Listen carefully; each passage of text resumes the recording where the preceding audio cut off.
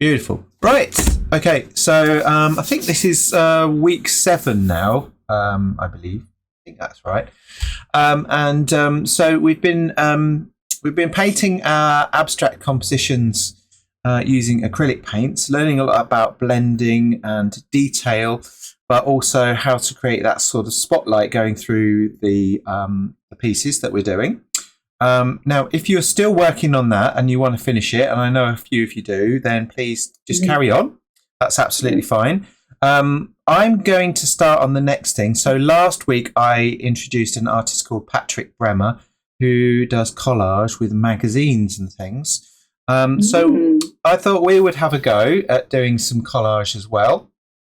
But I thought it would be fun if we made our own papers to collage with. So what I'm going to do is I'm going to, well, not actually make the paper, we're going to dye the paper. What we're actually going to do is have a look at that today. There's a few ways you can do it. At the art class in Raunds, I have used something called Brusho inks, which one or two of you might already have, but most of you probably won't, but I'll tell you about it. And the other way of doing it, of course, is simply to paint some paper. So I'm just going to go through that. And then what you'll need to do next, of course, is to find a new image to draw.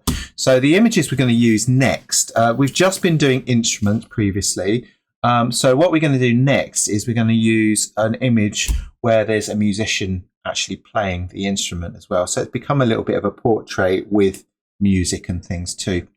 And the idea of doing collage was that we'd get all these different shapes and angles and things within the work. Often collage has this kind of energy and sort of movement, feeling of movement to it. So by using collage, hopefully we can introduce some of these ideas like the artist Patrick Bremer has been doing. So I'll show you the artworks again, and then we'll go over and have a look at dyeing some papers and things as well. Here we are. So you'll recognise all the artists around the edge here. Patrick Bremer is the artist, and I've got a few examples of my own work that I'm going to show you in a few minutes as well, where I've used collage in the past. This is one example of Patrick that I showed last week. And if I zoom in a little bit, you can see there's often like little bits of text and words on his, there's numbers on this particular piece, but you can see how he's used the colors and things from magazines to then often blended. It looks like skies and bits of maybe the moon or something. Various bits and pieces like that have been used, but with a specific color palette to create a collage. So with that in mind, that's probably what we're going to have a go at, but maybe with dyeing and creating our own papers. This is the second one. It's a little bit more texty, I suppose. You can see there's little bits of words on there, and even some hints of imagery, perhaps books and leaves and things like that have been all put together. And I think one of the important things often about doing this sort of thing, if you're doing a portrait anyway, is being able to get those eyes in as much detail as possible. And then the rest, if you get some good tones, dark areas against light areas and highlights and things, then it'll start to work quite nicely. And you can so you look at the hair here, it's quite abstract, isn't it? But if you look at the eyes, they're quite distinctively clear, along with a nice shape for the nose and the lips. So obviously we won't be quite as close as that most of the time with our musicians, but you'll certainly get an idea of how to start putting these things together when we get going. So we'll need a few colours to do that. So let's get another one. There's one more. So this is one I picked out today to show you.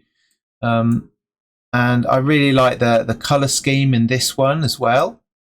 Just if I can get hold of it. There we go. And again, it's not such a good quality image, but you can see there's lots of detail and imagery and some beautiful, vivid colours in there, which is something that I really enjoy doing as well, working with bright vivid colours. So we're going to have a look at that sort of thing. I'll go over to my desk now.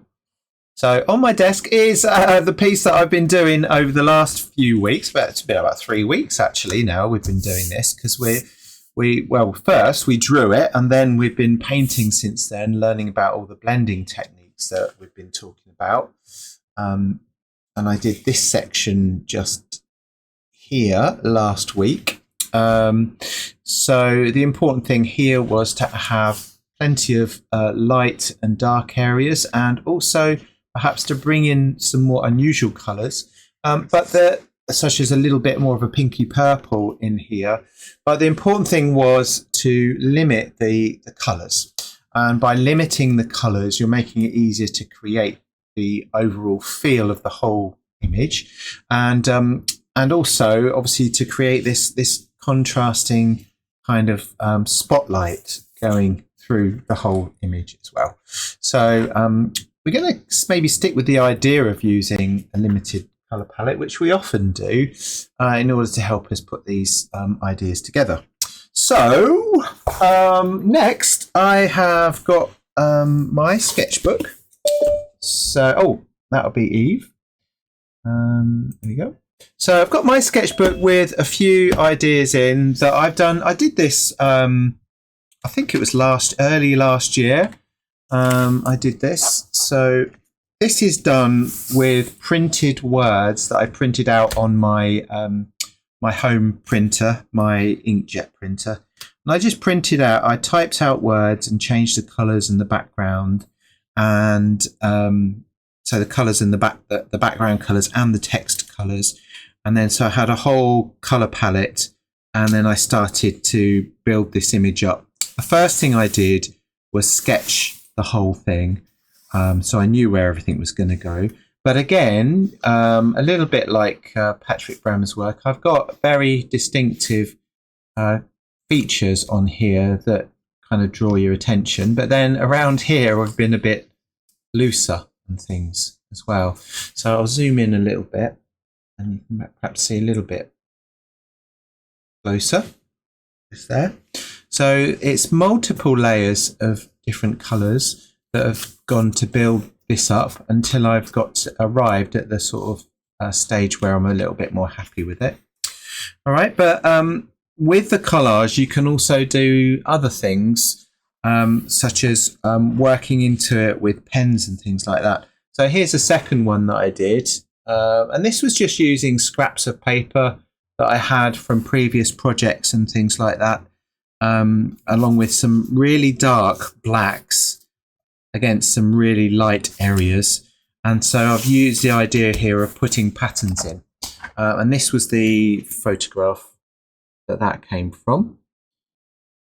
And that was how it ended up. So again, I sketched it out, and then I used the shapes from the drawing to start putting things in to make it stand out. Now, this one is an First Nations man, Australian man.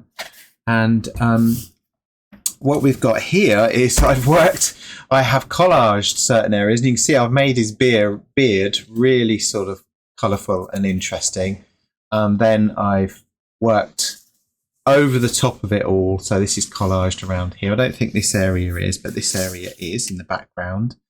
And then I've used a pen over the top. So some people might be a little bit concerned about, how do I get all the details and things like that in? Well, perhaps you can start mixing things up with a little bit of a biro pen and some, and I think there were some highlights in there as well with some white. So this is kind of where I want to head us to try and head with it next. I found this really cool picture of this chap with these really weird goggles on. I don't know why he's got those on, but so I've done exactly the same thing here and used, it's a bit reflective, so it's hard to show you, but you can see again that I've used different patterned pieces, and this could just as easily be magazine bits or papers that we've dyed, and then I've worked over the top. I did a bit more collage on this one than I did the other one, so that you can see the coloured papers. I've used pinks and blues for his face, And then I've used the biro back over the top. Okay, and that was just a biro drawing there. So that's the sort of thing I'm hoping we can do. That and being inspired, of course, by Patrick Bremer. So I'll show you what I've done so far. So I'm using this stuff just here. So this is Brusho ink. You can also use acrylic paint, which I'll do a little bit of as well. But these are fantastic. They're and I've probably talked about them before in previous lessons, but I've just bought a new set, so I just thought I'd show you these. So they're little containers like this, and they have a powder inside of them. Whoop. There it is, just a little orangey powder. You don't want to get this wet and get it on your fingers, because it stains your fingers quite a bit, the Brusho inks.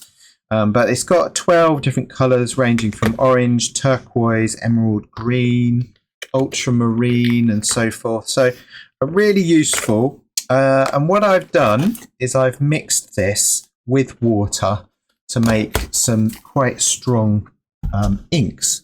So this is what I've done. I've bought these bottles and I've got it inside these little bottles here, and basically just get it out the top there when you want some. So I'll dye some of that now. But here's some examples of some of the colours that I've mixed using the Brusho.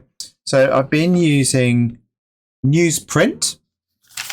So really cheap paper, almost throwawayable.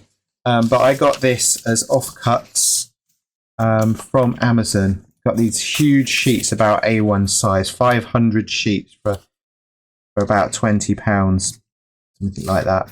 But brilliant for this, just dyeing paper to collage with. So yeah, so I've dyed lots and lots of different colours. And one thing you can do, because colours are quite strong, is you just add some water. You can get these nice pale shades like this as well. And they don't have to be perfect or anything, or even wrinkle free, because when you start gluing them down in collage, they'll be absolutely fine and it will look really good in theory. So blues, yellows and purples and so forth. And there is a black as well, a black ink, which comes out a little bit purpley itself. All right, so if you do happen to have some, I'll just show you what I did with these. So here's my paper, and you probably need a bit of water. Zoom out a little bit. There we go. And you'll need some tissue and gloves as well, because this stuff stains your fingers. So I'm going to pop on a glove now. Oop.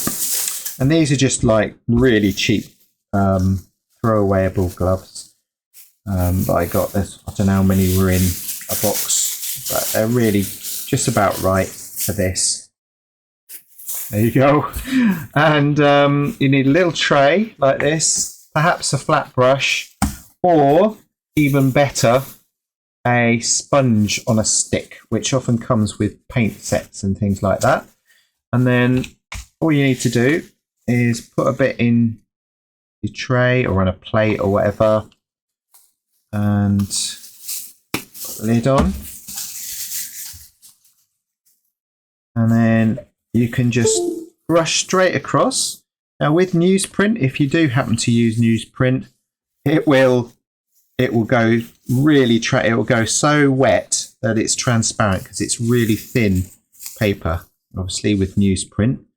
But it's really quick with a sponge or a big brush, just to put your colour on, and you've got something you can use for collage when it's dry. So that's easy. Take that off. Let's put that over there and do another one. So in between, you can just wipe it down. And what I suggested today is just to lay any wet paper on a bit of newsprint. Just a bit of newspaper. So just put a bit more. I'm going to add some yellow to that now. And I've got more of a yellowy green on this one. I've added yellow to my green. So you get this lovely vivid colour. And I'll do one more after that.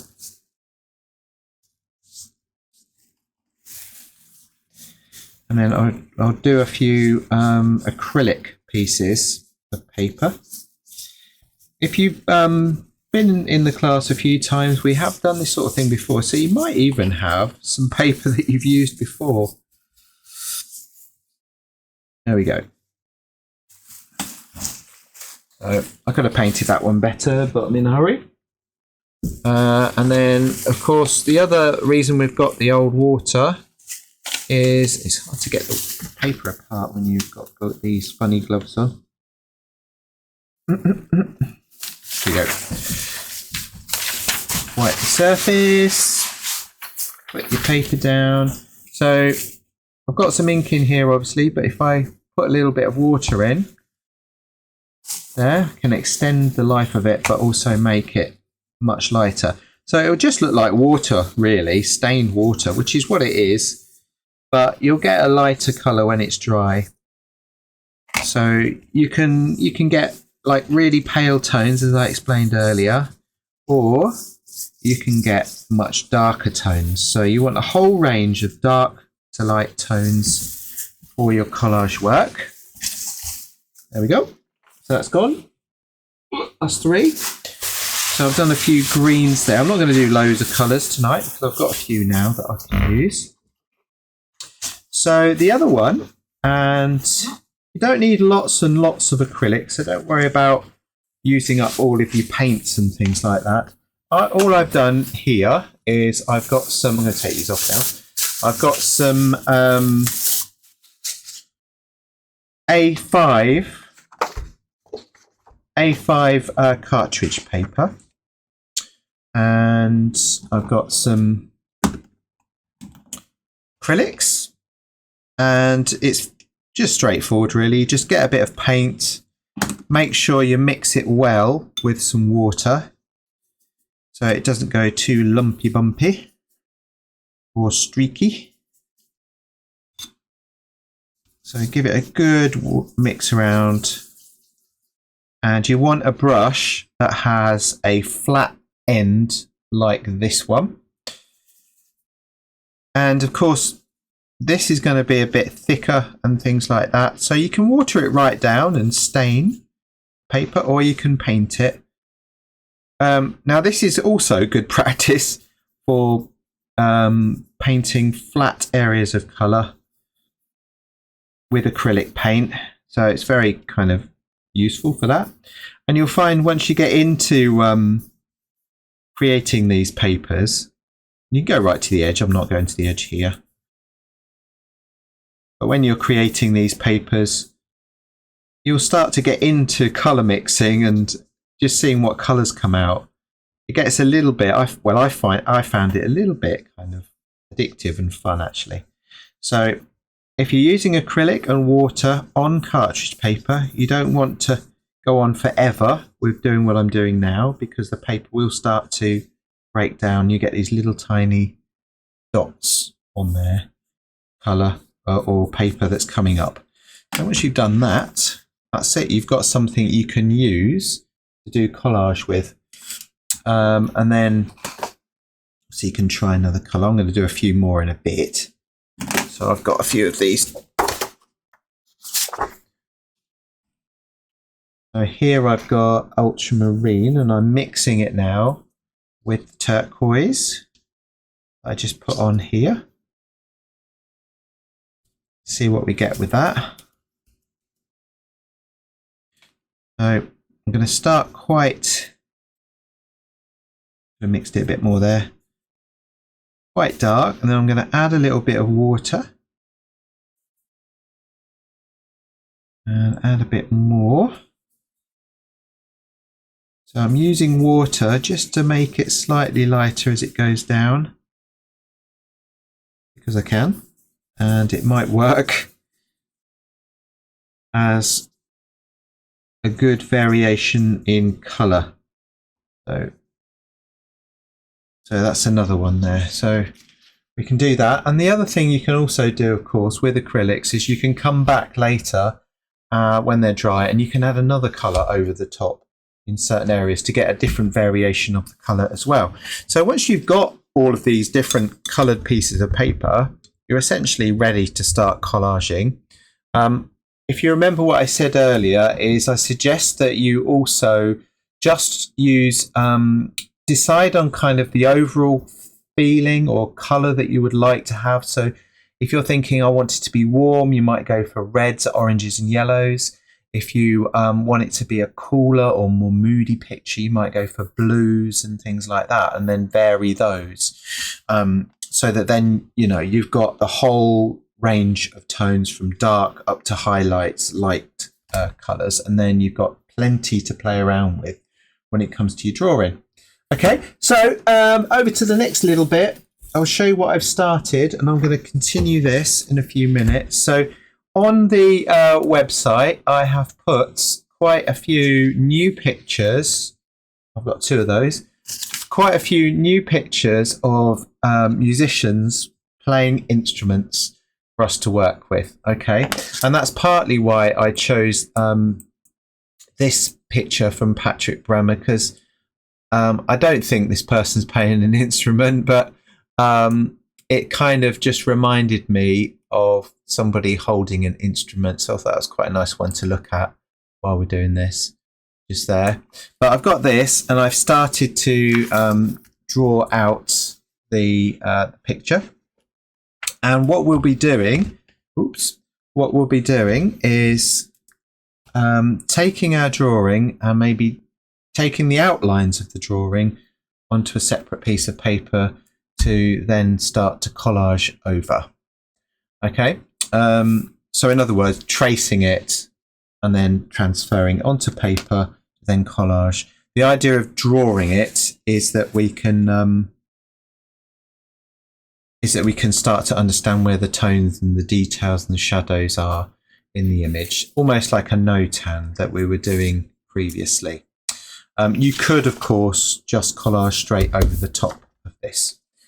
Okay, so what we've got to do is finish off what you're doing, dye some papers or paint some papers with a colour scheme that you think you might like to use, dark to light, and then start to draw a person playing a musical instrument that we can then start to play with to make this kind of exciting,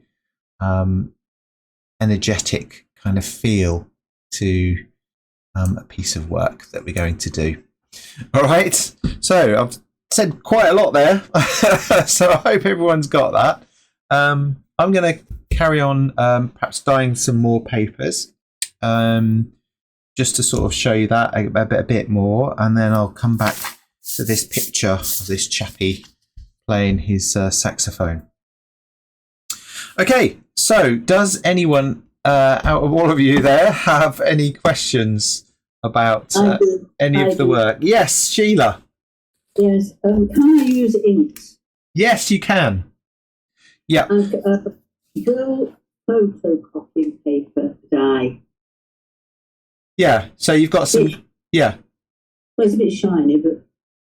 You got some dyes, have you? I've got about 6 Winsor and Newton inks that somebody gave me for Christmas. I haven't used them. Oh right, yeah. Well, that'd be absolutely fine. Yeah. The only thing about inks is obviously inks are a bit more expensive. There's not as much of them, so you just got to think about the cost of those. I mean, like these, there's tons and tons of ink in there really that will keep me going for a long time. So I can be a bit more liberal with that. Whereas I'm not using them. And can I fit the magazine as well?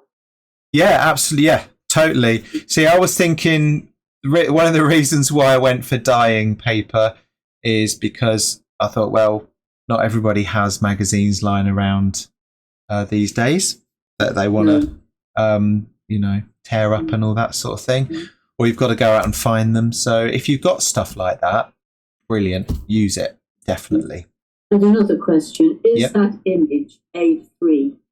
This one or this one? This is A. The one you're drawing, is it A3? That's A4. Yeah. That's A4. And this is A3. Yeah, so you're making it big enough to collage into. Yeah. Oh, yeah. That's a good point. Yeah, I'm making it big enough for me to get the outlines to work in at A3. That's right. I mean, you know, the picture that I've shown you of my work is probably about this big, about that sort of size. Mm. So, and it fits in there. So, you know, it depends on the image really, but you can work smaller or bigger. Did you grid that, or did you do it freehand? No, I did this freehand because I was in a bit of a hurry this morning. I just thought, oh, I want to get started. I want to be able to show you something when I start the lesson. But if does anyone want me to show how to enlarge things? Because I can go through that if you want me to. Yeah. Oh, does Mo? Sorry, Mo, I can't hear you. You're off. You're right, Mo. You're not on speaker. Oh, there you go. I am now. There you go. No, yes, I'd like to learn that. Okay. Can I also ask one other question? The eyes, are they collaged or drawn? Well, on the Patrick Bremer. Examples, yeah.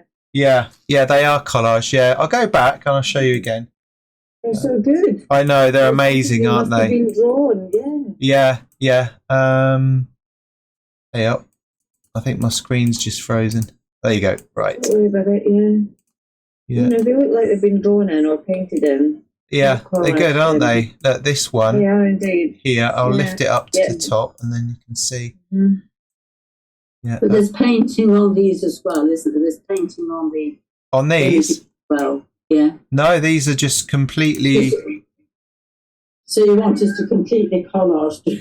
Well, this is So, this is why I brought up the idea of using pen as well. So, if I go back to my desk, I'll show you that picture again. So this one, that one's completely collage as well. It's amazing, Jamie. It's amazing. I know. Mm-hmm. So it's just most of this is torn, so I tear it with my fingers like that. But these bits are cut. So I cut those out so they're a bit more precise, if you see what I mean. Right, yeah. It's the same with that one. And then like these ones, these are just, I know it's not so many eyes on that one. But here you can see this is all collage around here. Yeah. There's no collage in here, it's just pen. And then I've collaged here. So what I'm trying to say is, you know, there's flexibility there. You could do it as a drawing and as a collage and mix it up a little bit. The idea is to be inspired by Patrick Bremer as well, and to try things out really and have a bit of fun with some different colours and, you know, see different ways of applying colour to a picture as well. Okay, that makes sense. Bremer, yeah. Bremer, I think it is. Patrick. Okay, thank you. Yeah, and I'll show you how to do the enlarging as well. I'll do that now. So I'll just get another bit of paper. Oh, excuse me. This is very useful, Jamie. Good. Well, it certainly is for me. Please be hanging in the air. Right, there you go. There's another bit. I'll zoom. I need a ruler. Right.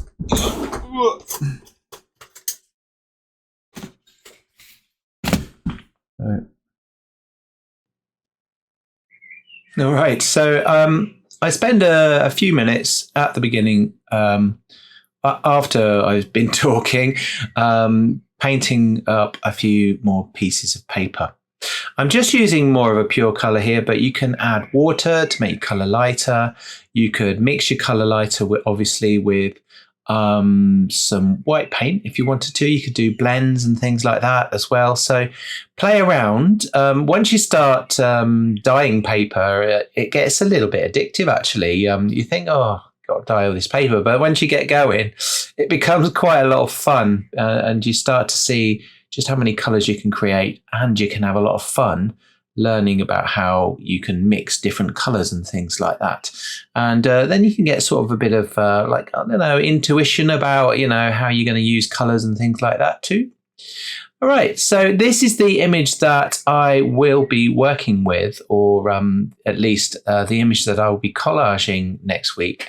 My plan is to either make an outline copy of this by either tracing or just sketching it out again, so that then I can start working in with some of the colours you saw me with earlier on.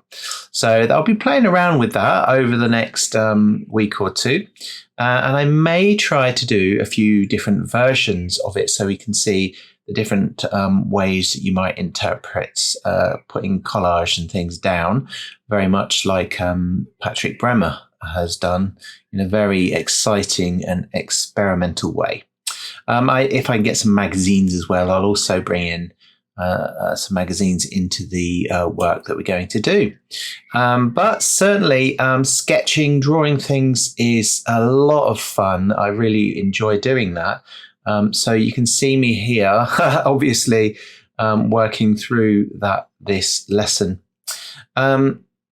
The proportions of this paper, this A3 paper, is the same as, obviously, an A4 sheet of paper. So size-wise and things, I can look for exactly the same shapes that you can see on the photograph within my A3 piece of paper that I've used here. So I've literally enlarged this purely by sight.